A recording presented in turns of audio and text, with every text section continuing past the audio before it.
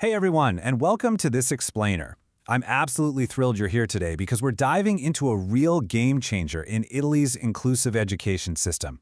If you've ever wondered how educational systems can adapt to truly understand and support every single student, well, you are definitely in the right place. We're going to break down something called the functioning profile, or as it's known in Italy, the profilo di funzionamento. So get comfortable and let's jump right into it. So, let me ask you right off the bat, how do we truly measure a student's potential? For decades, both educational and medical systems kind of just relied on simple medical diagnoses. But is a clinical label really enough to understand a child's true capabilities, their daily needs, and how they actually experience a bustling, noisy, dynamic school environment? A diagnosis might tell you a medical fact, but it rarely tells you how a student learns best, what frustrates them, or what brings them joy. This exact question is really what sparked a massive shift in Italy's approach to special education. All right, part one, a new educational paradigm, moving beyond the diagnosis. To understand this, we really have to look at the massive shift that happened. We used to rely on what was called the diagnostic-functional profile. That was the old standard. But that whole system was completely replaced by the new functioning profile. This was officially brought in by Legislative Decree 66/2017 and then updated a couple years later by Decree 96/2019. It wasn't just some simple bureaucratic name change either. It literally overhauled how we support students with disabilities, completely reshaping inclusive education from the ground up. Moving into Section 2, the ICF model explained, a global standard for holistic health.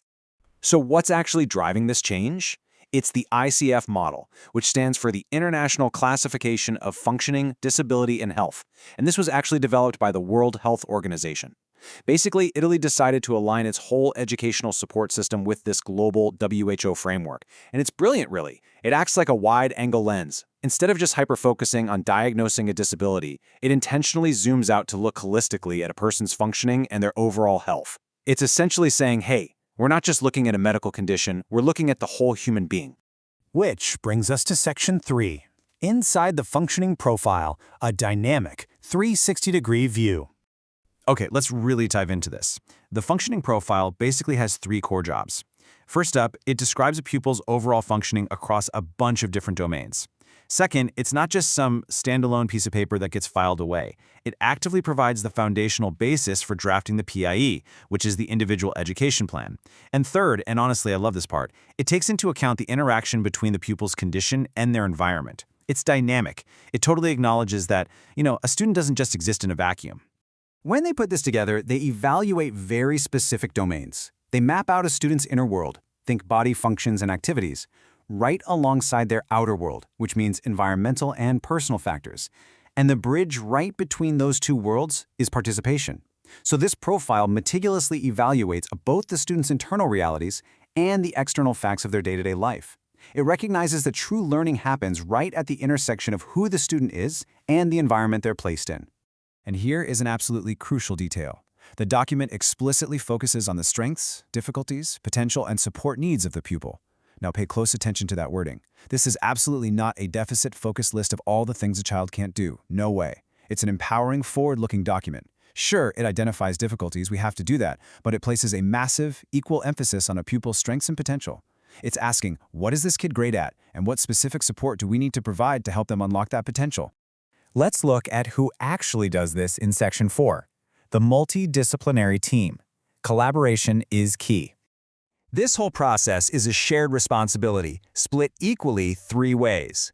Formally, the document is drawn up by the local health authority's multidisciplinary team, but, and this is a big but, it absolutely requires vital, equal collaboration from both the school and the family. Think about it. The doctors and therapists bring those medical and functional insights. The teachers provide the educational and social context, and the family, well, they bring that deep, personal knowledge of the child's life at home. If you take away even one of those perspectives, the whole profile is incomplete. The framework itself explicitly states it takes into account the interaction between the pupil's condition and environmental or contextual barriers or facilitators. I really want to zero in on those two words for a second, barriers and facilitators. The team actively investigates the student's surroundings. They're looking for what hinders them, say a noisy classroom creating sensory overload. That's a barrier. And they're looking for what actually helps them, like a quiet corner or a peer mentor, which is a facilitator. Once you identify those, you can physically and socially engineer an environment where that specific student can thrive. All right, final part, Section 5, from Profile to PEI, putting the plan into action. So how does this actually play out in the real world? Here is the practical workflow. Step 1. That multidisciplinary team comes together using the WHO's ICF framework. Step 2.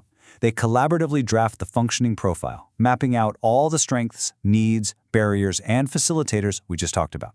And finally, Step 3. They use that exact profile to draft the PEI, the individual education plan. Simply put, the functioning profile is the absolute prerequisite. You literally cannot create an effective, customized education plan without first having this comprehensive understanding of how the student actually functions in reality. Because at the end of the day, the ultimate goal of the functioning profile is guiding educational planning and inclusion pathways. All of that data gathering, all those meetings between doctors, parents, and teachers, this whole huge legislative shift back in 2017 and 2019, it all serves one singular vital purpose, and that is to create meaningful, effective, and perfectly tailored inclusion for the student. It makes sure that inclusion isn't just some buzzword, but a carefully planned, practical reality. Which brings us to a really crucial question I want to leave you with today. How does understanding a student's interaction with their environment change everything? Just think about it. By shifting away from a narrow medical lens over to this holistic environmental ICF model, Italy has basically transformed special education from trying to fix a student to actively fixing the environment to fit the student. It's a total paradigm shift, and one that truly honors the complexity of human learning. Thanks so much for joining me on this explainer, and remember, keep asking the big questions.